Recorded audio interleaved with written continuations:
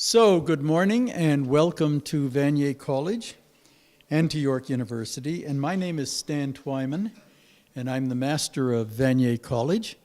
And I'm very pleased to see you on this cold January morning. The point behind the orientation, which we are doing now, is to orient you, obviously, with respect to university life. And we're going to try to do this in about an hour. And once I speak, we are going to have two other speakers. The first is that young man over there, and his name is Alex Storr, and he's a member of the Vanier College Student Council, and he will speak to you briefly about council life and how you can join council and all that kind of stuff. And the second person who's going to speak, and she's going to speak a bit longer, is Professor Janice Newton, and she's a colleague and friend of mine, and she is the College Academic Life Coordinator for Vanier College. So when it comes to student problems and programming and so on, she's the person who puts it together, and she'll tell you much more about this when she comes to speak with you. So there are many things that I can tell you about Vanier College and about York University. One of the most important is that York University is one of the few colleges in Canada, few universities in Canada that has a college system. So most universities do not have what we have. They don't have masters as the heads of colleges and so on and so forth.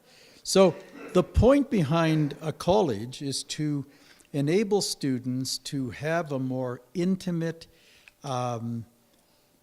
encounter with the university and with fellow students and with professors, given the fact that we have 55,000 students at this university. So left to yourself, some students would just roam around for the whole year and kind of be lost. But the college tries to obviate that, correct it, by providing a better environment for you so that, for example, this room that you're sitting in is a study room for the most part of the year.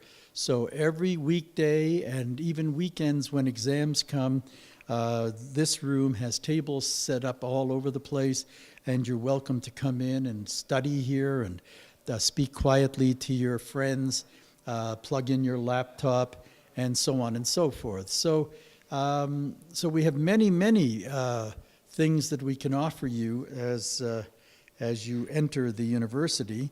And you're going to learn about many of these things, but I would like to tell you just a couple of things before I turn it over to Alex and to Janice. I would like to tell you just a couple of things that probably nobody else will tell you. What I would say to you as well is that particularly when Janice Newton talks to you, she's going to give you a lot of data and telephone numbers and room numbers and things of that sort.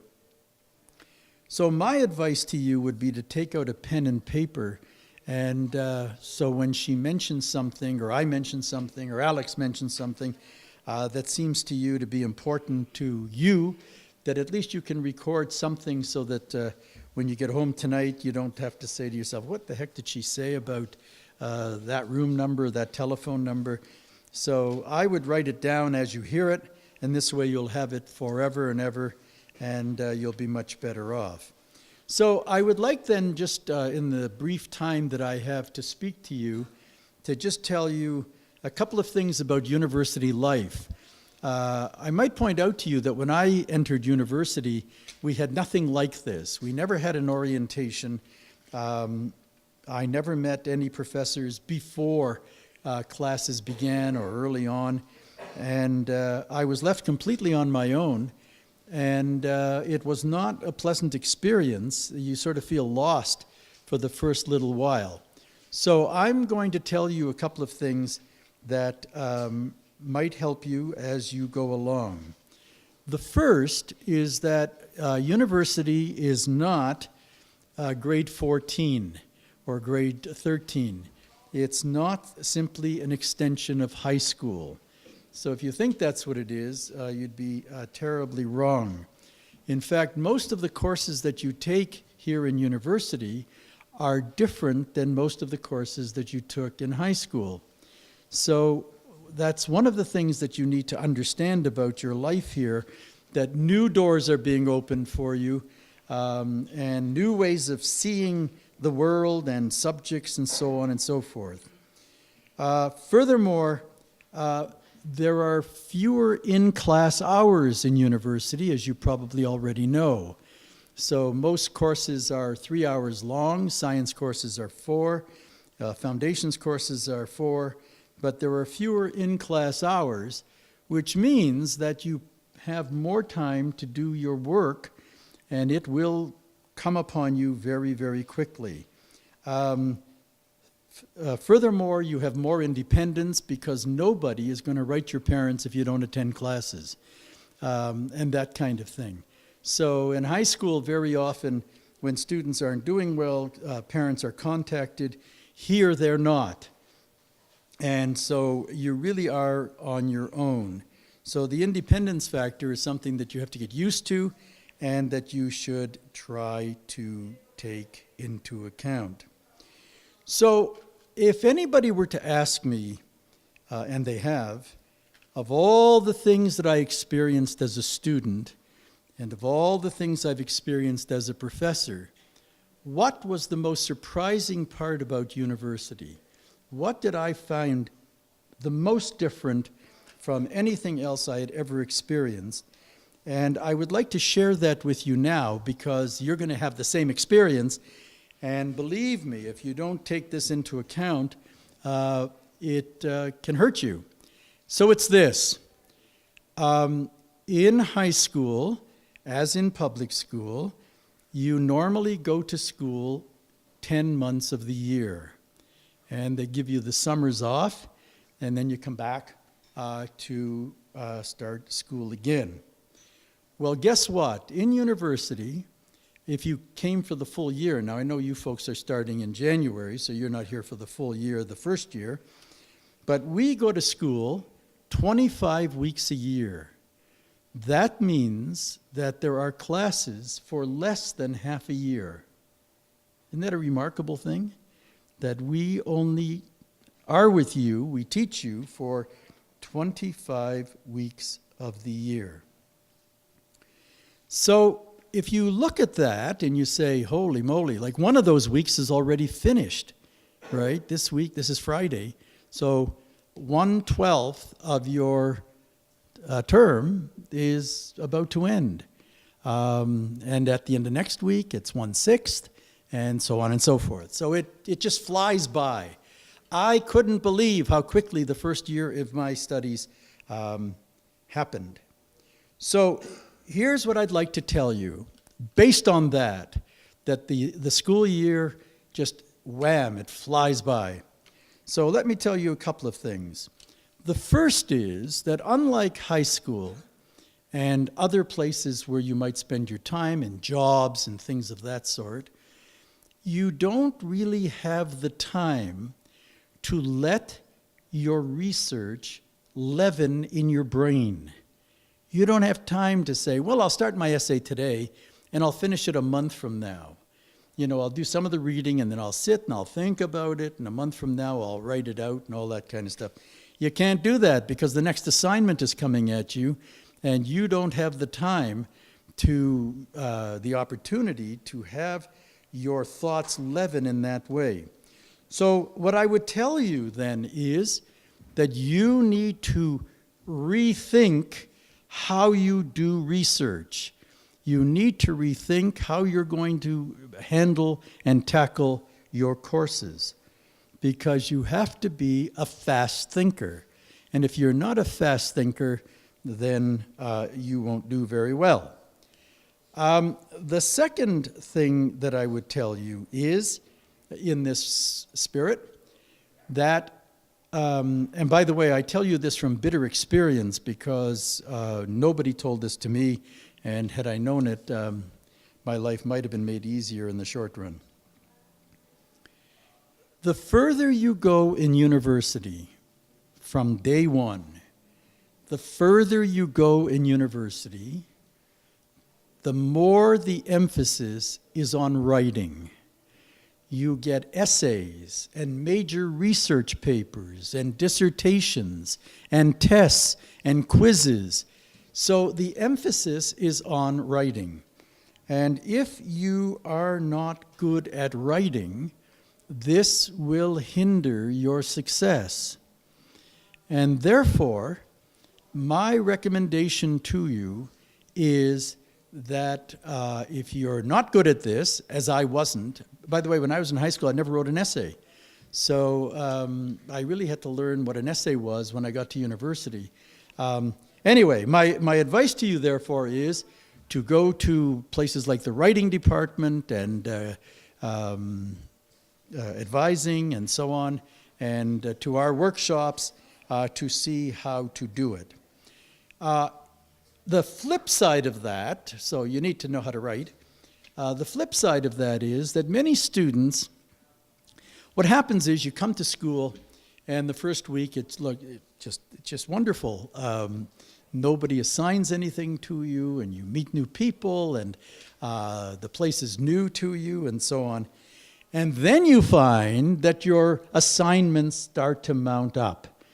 And you have essays and tests and quizzes, all the things I mentioned earlier. Now, if you don't have time management skills, this can seem overwhelming to you. And you'll wonder, how will I find time to write 2 essays, prepare for 2 tests, a class presentation, and so on and so forth. So again, we offer workshops on time management. I think I speak for my colleague Janice and myself that even now we are learning more about time management. Nobody's a smart guy on this. There isn't a formula for it. But it's sort of comforting to know that other students have the same problem. There are really no problems in university that are unique, where you've got the problem and you think, nobody in the whole world has this problem but I. So that's not true. But you need to...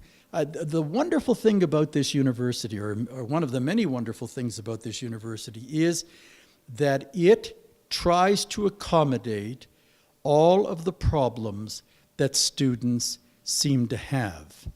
And therefore, my point to you is that anything that's bothering you, if you come to people like myself or Janice, who just left the room, but if you come to any of us, and one of our associate deans just came in, Diane Woody, who's at the back of the room. But if you come to these people, they can help you. So you shouldn't, problems don't resolve themselves on their own. They just don't. So it's a good thing with respect to writing, time management, and so on, to try to seek out help to make you better at what you do. And my last point to you in this very brief introduction is this. And again, I learned this as an undergraduate, and I pass this on to you so that it won't shock you when it happens. There are 2 months in the university which really turn out to be kind of bleak for students, particularly for undergraduates. And one of those months has already passed, so you didn't experience it, which is November. And its counterpart in the new year is February. And the reason that November and February are such icky months in terms of student life is that, in fact, it's dark. It's nice and sunny out now, so everybody sort of feels buoyant. But in fact, most of the days are kind of dark and bleak, and all your work piles up and so on. So what the universities have done to try to help, they do a lot of things, but one of the things that they've done to try to help is they've created a reading week where there are no classes, so that you break the rhythm of that kind of depressed state. But what I can tell you, this is again autobiographical, it's my own experience. My belief is that the best thing you can do in February and other times of the year is to simply stay with people who are happier rather than sadder. Because if you stay with sad people, you know, emotions are contagious, and they will, even if you're happy, if you're around sad people, they're going to make you sad.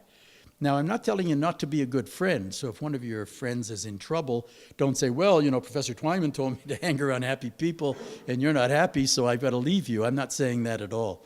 But in general, it's a good idea to stay with people who are positive and optimistic. So that's all I'm going to say to you by way of an introduction. I did want to point out that after the session here, we are going to be providing you with a lunch over there. And we are fortunate to have invited professors and students from the areas that are mandated to Vanier College. So philosophy will be here, and economics will be here, and business and society will be here, humanities will be here, and so on. And what we would ask is that you look on the tables and see where you belong in this, like if you're humanities, interested in humanities and so on and so forth. So I would ask that you sit in that area, because the professors and the students in that area will be sitting with you. And the idea is that you can talk to them informally over lunch and get to know each other and whatever you've got to say, okay? So that's it. I know we're running short already, but I'm going to ask Associate Dean Woody, who has made her way all the way over here from the Ross building on this coolish morning, to take 2 minutes to say hello. Then we'll have Alex for 2 minutes, and then we'll turn it over to Professor Newton. So greetings. Greetings.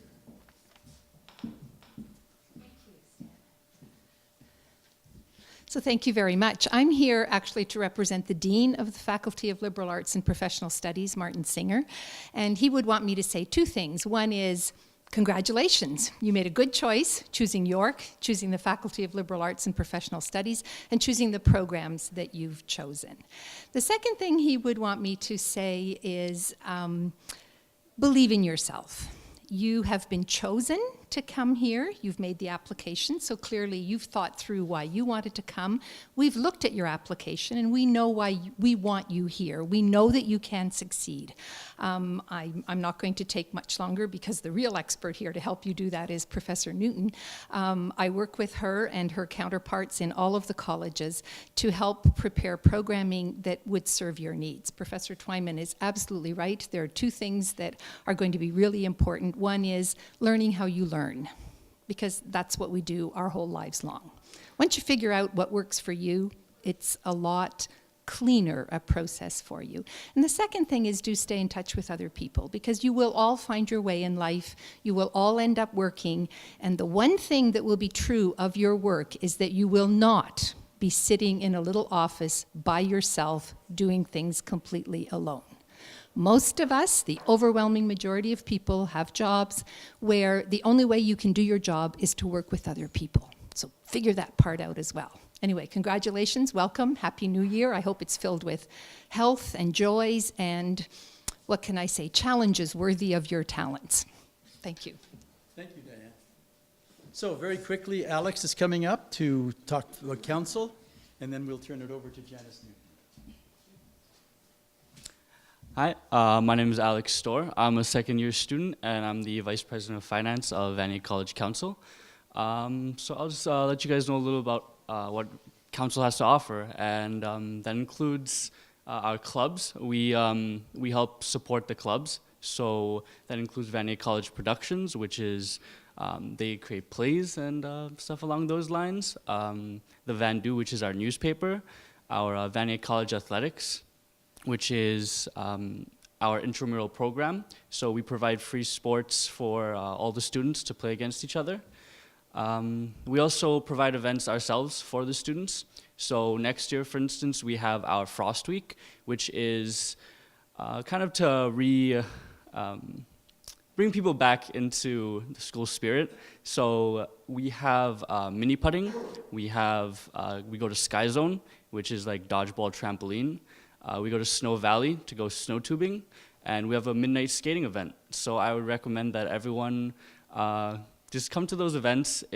School's really hard, and I would highly recommend being social and staying active in your community because it helps a lot. Yeah, so we are actually located at room 120, so it's just upstairs.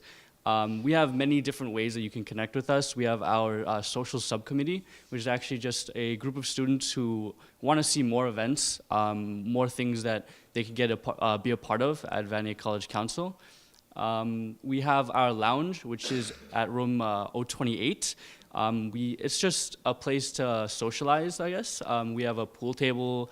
We have gaming systems. People just allow students to hang out and relax.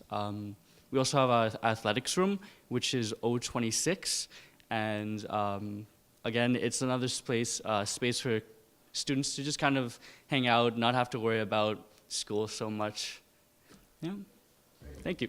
Thank you, Alex. So now for the main event. So it's my great pleasure to introduce Professor Janice Newton. And this is her first year in this position.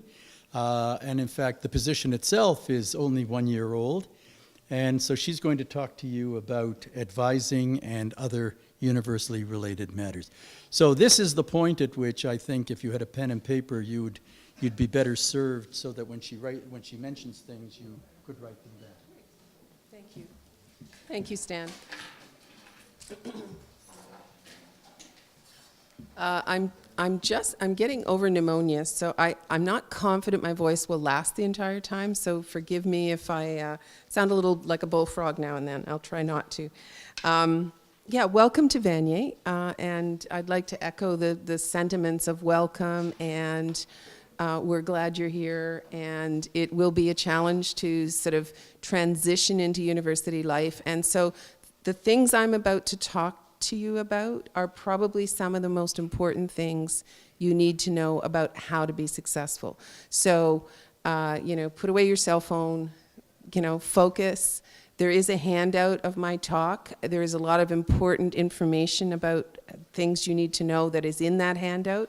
And I encourage you to take notes on it and hold on to it, because you may think when I'm talking, oh, this isn't going to matter to me, when in fact, 3 months from now, 2 months from now, all of a sudden it's going to hit you slam, and then you're going to want to know, oh, how did she tell us how to resolve this?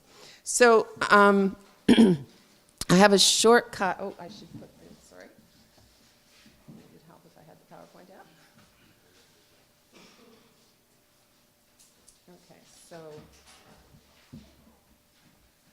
Okay, so I tried to come up with something that you could remember. 3CPR was my kind of shorthand for this is what you need to know. There has been extensive research done in universities across the world, and certainly in North America, about what makes for a successful first year.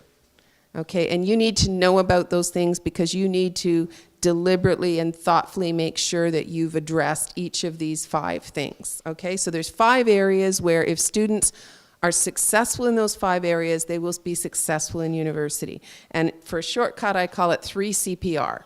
Okay, so the first is connection, then capability, cultural awareness, and then the PR is purpose and resourcefulness. So I'm going to talk about those in turn. But just, keep the 3CPR in mind, because that's going to help you remember the things you need to kind of focus on. So there's already been a mention of connection. Connection is incredibly important to success in university. Should you encounter a challenge, if you haven't made connections with people, you may sink under that challenge. So what kinds of connections do you need? A fellow student. So when you go to your classes, chat to the people next to you. Maybe go for coffee after the lecture. Make connections with fellow students in every single one of your classes. Should you fall sick one week, that connection is going to help you kind of catch up on what you missed. Very important. Or if you need to talk through your ideas on an essay, very important to have a connection with a fellow classmate. Your instructors, and I'm going to put an underline under that, because the vast majority of first-year students think that I don't quite know where they get this from, that professors are unapproachable or that, oh, I shouldn't go talk to the prof, it's terrible. In fact, most of us, we have office hours. We are very generously paid to be there for our students. It is one of the pleasures of our job to talk with our students, and yet the students don't come to our office hours, which is a puzzle. So you need to make the effort. I can't drag you into my office to sort of help you out. You've got to make the effort to make your professor's office hours, go speak with your tutorial leader. If you find the professor too intimidating to start with, then start with your tutors. But it is a campus-wide problem that we can't solve. You must take the initiative. So for example, if you have an assignment due, my strong advice to you is connect with your instructor and say, this is how I'm planning on handling the essay, toss your ideas around, have a conversation. And you may be off track. That conversation will get you on track. You will be successful. So connecting with your instructors, with your tutors, with any kind of problem, and even if it's something outside, like let's say, I don't know, your grandmother dies. They seem to do that in university. Talk to your instructor about the personal crisis you're facing if it's impeding your schoolwork. But if you've already had a conversation with the prof, it's easier to make that second connection, right? So take the initiative. Students who do so succeed. Next, connect with your program. You need to know where your program office is, and in fact, we're building that in with the lunch because you're going to have people from your program here that you can meet and talk to. And by your program, I mean, if you're a business and society major, that's your program. You need to know who's the director of that program, who's the admin assistant in that program. So if you want a question about program requirements, you know who to go and talk to, right? Because that's your first stop for that kind of thing. You need to know and connect with the supports on campus. And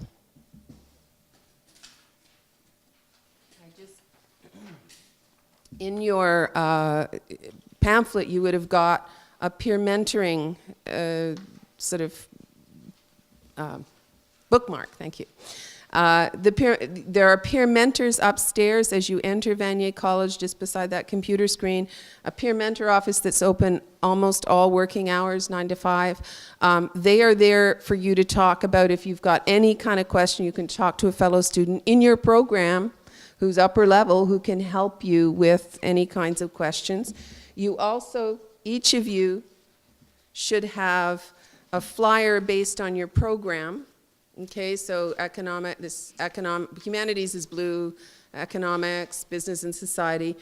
These are workshops organized for your program where you can go and connect and learn more. And then also undecided majors also have programs. So make connections to the events organized with your program, the kinds of supports. Stanley mentioned the Writing Center. There's an ESL, open learning, for people for whom English is a second language. There are massively valuable library workshops. Do not assume that you already know how to do research, because frankly, you're at ground zero when you enter university. You really don't know anything about university level research until you do the workshops, until you get up to speed. It is a different ball game altogether from high school. So attending the library workshops is something that should be on your list from the get-go, so that you can bring yourself up to speed with the York resources, because that's what your professors will expect you to use. What you did in high school is probably not going to serve you. It is not good enough, if you will. It's a start, but it's not good enough for university level. So connect to the clubs on campus. If you've got questions about the clubs, they will be there during lunch, so you can come and ask if theater is your thing or whatever. And then finally, to your college. This room that you're in is basically a study room. And often students, when they come on campus and you got 3 hours between classes, where do you go? The library's crowded. Come here, right? They've got a little kitchen and a microwave. If you bring your lunch, you can heat it up. You can, and there you can also connect with other people. So connections is very important. Right in Vanier, I've talked about the peer mentors, the student council, clubs, theater, all of that. And I don't know if there's any lockers still available, but in first year, next year, if you want a locker, you can even get a locker. You could apply for a locker. So that's your first C, is connect. Your next C is capability. And this is building the kind of academic skills you need to be successful. And rule number 1, Stanley mentioned it. I'm going to repeat it because it is so important. And if I would say there is one thing that causes first-year students to crash and burn, this is it. It's that they do not know how to manage their time, and they do not know how to plan their time. They see a schedule, if you're carrying a full load of 15 hours of class time a week, and they think, great, I can work 30 hours part-time while I'm doing that. Frankly, no, you cannot. So the rule of thumb is, for every 3 hours of class time, expect to work another, 6 to 7 hours. So in other words, every course is a 10-hour-a-week commitment. Do you ever hear that? Register it. 10 hours a week. A full-time course load is somewhere between a 40 and a 50-hour workload. So you cannot, if you're carrying a full course load, also work 30 hours a week and expect to be successful. I can guarantee you will crash and burn. And if you are borrowing money to come to university, this is foolish. I can't tell you the numbers of students I have advised in first year who try to do that. They think arrogantly, oh, I'm not like everybody else. I'll ignore that information. I know how to do this. And then they end up dropping courses, still having to pay off that student debt, and they still got to retake those courses, in other words, paying twice because they did not know how to manage their time. So if you want to walk away from this with one thing loud and clear that you need to know about your life in university, is this is if you're carrying 5 courses, it is a full-time job. And at most, you should be looking. So if you have to balance, I get it that our York students need to work part-time.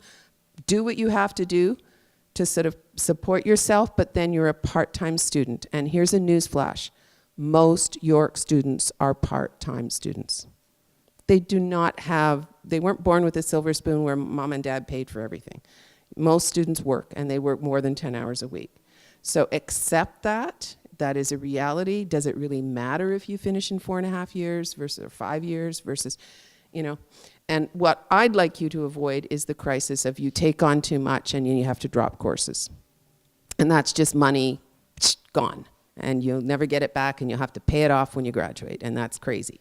So manage your time is very important. And there are time management workshops. If you're still kind of going, I don't know if I believe her, go to one of the time management workshops. You will get notices about them. Second is you need to really kind of spend time building up your research and writing skills. So there's a number of kind of links here. This is important. Spark is incredibly valuable. If you don't want to go to a workshop, then go to Spark. It's online. You can read it. This has been developed by York University. It's now used by universities or other universities around the world. So it's a gold standard for guidance to first-year students on how to transition into writing and researching at the university level. So it's a fabulous resource. You can do it by yourself. Some of your instructors will ask you to work through those modules. If they don't, you should be doing it on your own. The other places are Writing Center. You can book a 1-hour appointment with a writing instructor on a draft of your first essay. I would strongly encourage you to do that and book the appointment now, because that service gets booked up. But if you know there's an essay due in your first courses, and you know it's going to be due sometime in February, now is when you book the appointment for that, so that you can come in with an outline or a draft and talk it through with a writing instructor.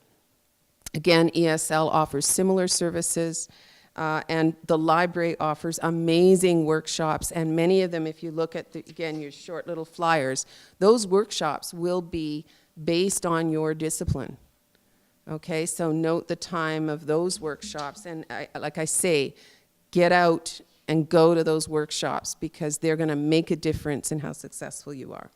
And that's all about thinking through what skills do you need in university and how are you going to get yourself up to speed for university level skills. The third C is culture.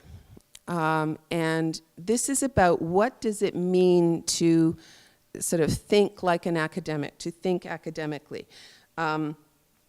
And some of these norms are implicit. Your professors and your tutors will already understand them and know them, but it may be an adjustment phase while you kind of wrap your head around that. So one of the key ones is you're here to be open-minded, okay? You're here to learn, to embrace new ideas, even if you don't like them, right? You need to, I think of it as trying them on, seeing what that looks like, seeing what that feels like, because frankly, university will change you. If it doesn't, we have failed, right? It will open new windows. It will open new ways of thinking about things. It will give you competing ideas about how to think about things. You will feel confused. That is a normal part of the process of being open-minded.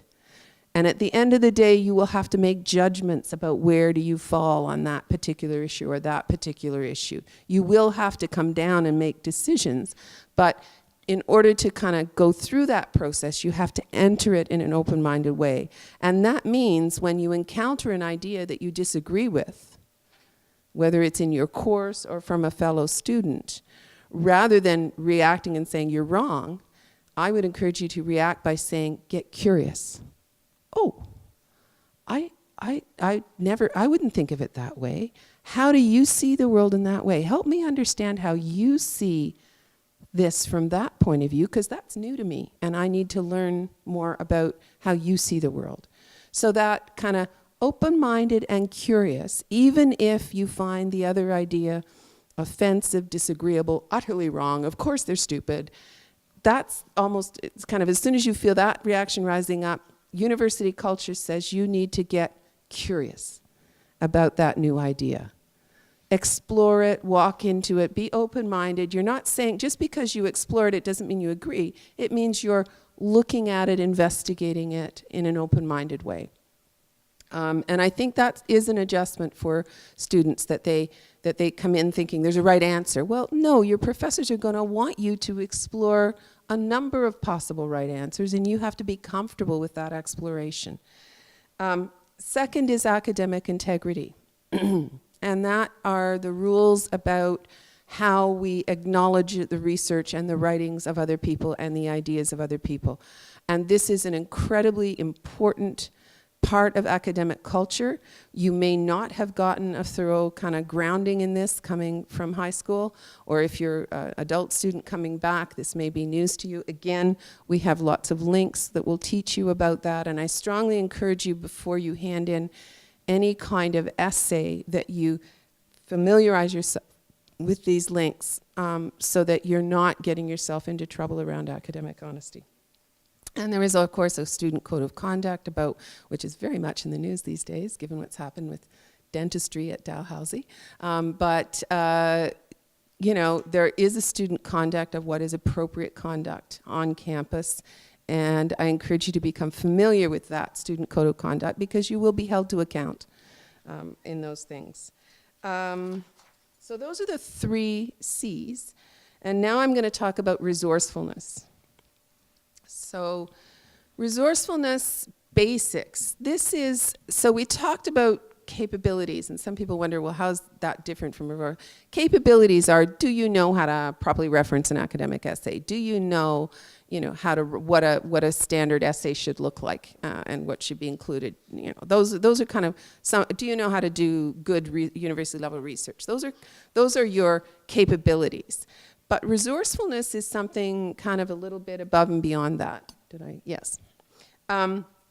This is, do I know kind of how to access, where to get help, that if something goes wrong, what do I do next? That's the resourcefulness. And it's often, I think of it as kind of, can you navigate York? And York is a big place. I don't even know all the buildings on campus, and I've been here since '78. So it's an intimidating big place. It's grown a lot in the last few years.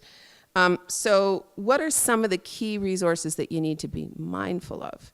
So one is the York U card. You've all got it. You know how to get it, I assume, yes? Anyone still baffled on that one? Okay, these are important things. Registrar's office. You need to use the university website, the current students, and know where to go for certain kinds of things. So if you want questions about your courses, enrollments, petitions, grades, etc., those are going to be available on the Registrar's office website. So get familiar with that. I was just speaking to one of our peer mentors who's like a senior about to graduate student. She told me it wasn't until late in her 3rd year that she figured out where her program office was. All right, this is sad. Okay, so put a little star and say, I need to know where my program office is. In other words, what's your major and where do they live? Right? And just because you'll need to know that in terms of going to talk to your prof, going for help, asking about, courses to choose, etc. That's another, I should have that on there, but that's kind of an example of resourcefulness. Student financial services, anything to do with scholarships, financial aid, employment, etc. And they've got lots of podcasts, which are amazing. You have to go through student financial services. So a problem that incoming students have is they've got a question about something and they kind of don't know where do we go with this question. And so resourcefulness is about knowing the right place to go with your question so that you don't feel frustrated being bounced from here to there to there. So to some extent what I'm saying is it's on you to get clear in your head a map of who does what at York so that when you have a question, you're posing it in the right place from the get-go. Okay? So this is giving you some kind of a guide to do that. So if you've got a question about advising, in other words, if you're how many here are transfer students? Bada bing. Every single one of you with your hands up, you need to know where LAMPS advising is because you will have transfer credits and your program office may not be able to tell you how those count in your program, maybe. So the LMPS advising office is an important place for you to go. Everybody should start knowing your home program office.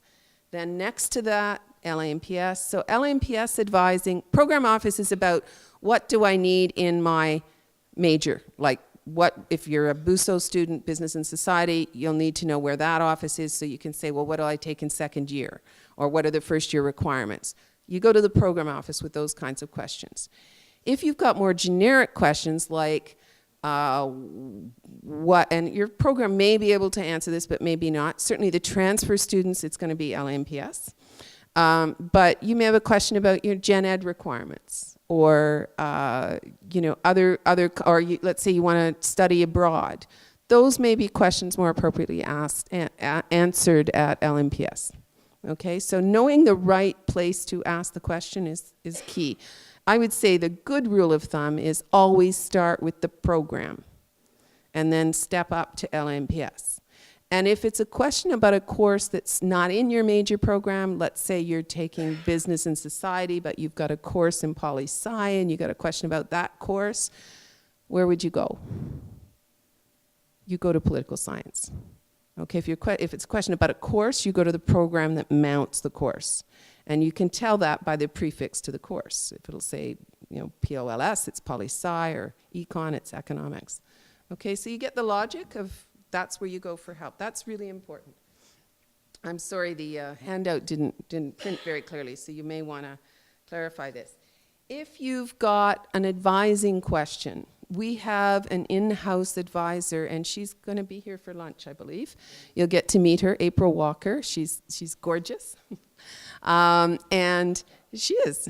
And she is there to help children's studies students and all the undecided majors. So how many hands up if you're an undecided major? Only got a couple. Okay. So you want advising. If you're in either of those programs, it's April that you're going to speak to. And she will be here at the table for undecided majors, and children's studies can come. She'll introduce herself to children's studies as well. But that's the in-house in Vanier College. She's up in room 213. And then finally, there's me. Now, I'm not an advisor. So if you email me an advising question, I won't answer it because that's not what I do. And we only allow people to do advising who actually have expertise in that area. So it is not my area of expertise. But if you have some general problem about the university that you don't know who to go to talk to it about, I'm happy to, speak with you. And probably what I'll do is end up listening to your problem and then directing you to the place where you can get help. But my primary job is to design programming to support you in first year. So all of these flyers, these things, these are all kind of things that I have worked on in order to provide support. But I'm happy at any time to hear feedback from you on how things are going, and if you've got ideas about things that would work better for you, I'd love to hear those ideas. Like, you know. So the second R, or sorry, continuing in the resourcefulness, getting help. So some of the things that will happen to you in the course of your university career is you may have what I would call family or emotional or social crises. I have been here for over 3 decades. I have probably seen and heard every kind of crisis that could happen to a student, alas. And probably sitting here now, you're thinking, oh, that's not going to happen to me. And then when it does, because inevitably you will face a crisis unless you've got a star over your head that's sailing, a guardian angel that's protecting you. Most students encounter a crisis at some point. You need to know where to go for help. And counseling and development disability services is the place to go. So any issues related to mental health, depression, etc., they do provide support around learning strategies, and any kind of disability, physical, sensory, medical, they will address those issues. So if you even have a temporary crisis where, let's say you, I don't know, toboggan down a hill and break your legs and skull, you will need some kind of accommodation, right? So it's that office that you will turn to. You need to know they exist.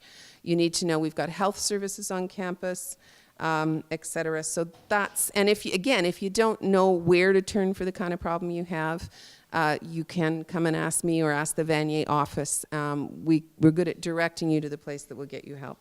And then final one on resourcefulness is we have there's a series of workshops on student success. The one that I'm going to emphasize here, I've listed 2. The first one is the student community and leadership development. And again, we find students are amazingly successful when they engage in these kinds of programs. So that one is if you want to get involved with like a student club on campus. And the cool thing about that is that you can connect, you can sign up to something called YU Connect, and you can get co-curricular credit for the work you do, the volunteer things you do with a student club. Right, which means when you graduate, you don't just have an academic transcript. You've got a co-curricular transcript that tells you what other kinds of things tells your future employers what other kinds of things you've been active in. The other thing is soaring. And again, I've given you the web links to these so you can read them. But soaring is really about academic support. So it's a series of workshops that if you take them, again, you get co-curricular credit. And they're designed to help you build your academic skills. So those are incredibly useful things to know about. Final, purpose. Students who, this is incredibly important, and in particular I would say for the undecided majors. But other students as well. Some of you probably don't want to raise your hand on this, so I won't ask, but some of you may have kind of picked a program by just going, that one, I don't know, you know, because a lot of students aren't really, I get laughs, okay. Some students do pick their programs like that, and they say, we'll see how it works out. I don't know, you really haven't got a clue yet. You need in your first year to really develop a focus and a sense of purpose, and that means be in a program where you really know why you're there, you care about why you're there, you can see yourself doing this for 4 years and doing it beyond in terms of a career that involves this.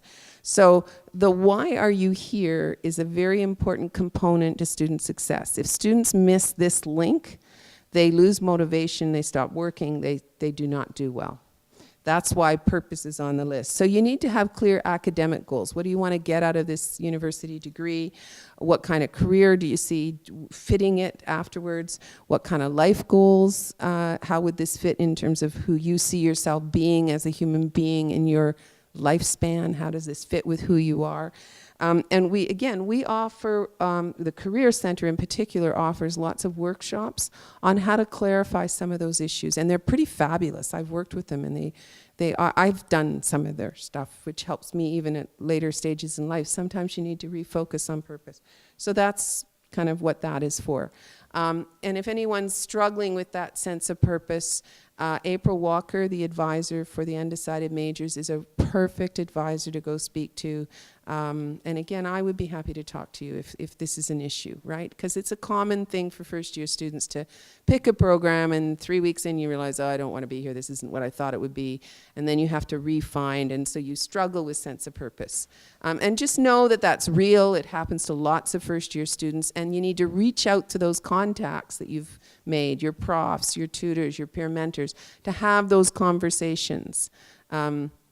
Maybe a peer mentor in the program, if you think the one you're in is not right, go to one that you think you might want to be in and go talk to a fellow student who's upper level in that. Or if you're thinking, I'm in a program, I don't like it, talk to a peer mentor who's maybe third year, who might have understood what it was like to be in that stage and can tell you what it's like later on. And then you say, is this a fit or not? You can make that clarity. So to review, the 3 CPR, just easy to remember: make connections, build your academic capabilities, don't just come to class and disappear, go to these workshops that will help build those competencies. Consciously try to learn about our academic culture, because it is going to be important. Build your resourcefulness so that you really map and know where to go for help. Even if you don't think you'll need it now, down the road you may, and so knowing in advance, that's a good thing. And a sense of purpose. And, you know, my final comment, I absolutely love this quote from Horace, you know, begin, be bold, venture to be wise. And I think the wisdom lies in the things we've just told you, because these are the things that do make for student academic success. So we're now going to transition into meeting your program coordinators. So you can, it's time for lunch. You can, sorry, okay, Stanley? Making connection. I'll let you do. I'm done then. Thank you, Janice. That was masterful and wonderful, and thank you.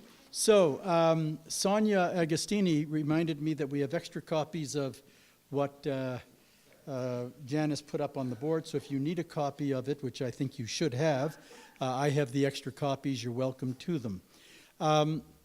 So now we, by the way, are there any questions, quickies for Janice or me? Any questions at all? No questions? We're all here for lunch, right.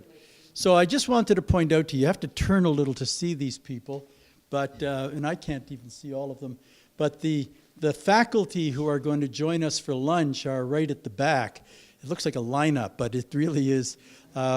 So that's Avron Kulak, and he's representing humanities, and April Walker for children's studies and undecided majors, Robert Myers for philosophy, Mark Peacock for business and society, and Lori and Neil from economics. So we're well represented for our mandated areas. And so as I asked, if you would please, after you get your lunch over there, and the lunches are marked, not with your name on it, but if you don't eat meat, there's vegetarian. If you don't eat vegetables, there's some goop for you. So we have food for everybody. The two parents at the back are welcome to join us for lunch. So don't think that you two, you're welcome to stay for lunch with us. So thank you for coming. I wish you well in your studies. And if you would sit in your mandated area, the professors will join you and you can have a further discussion. And Janice and myself, we will be here as well. So have a wonderful life, and let's go.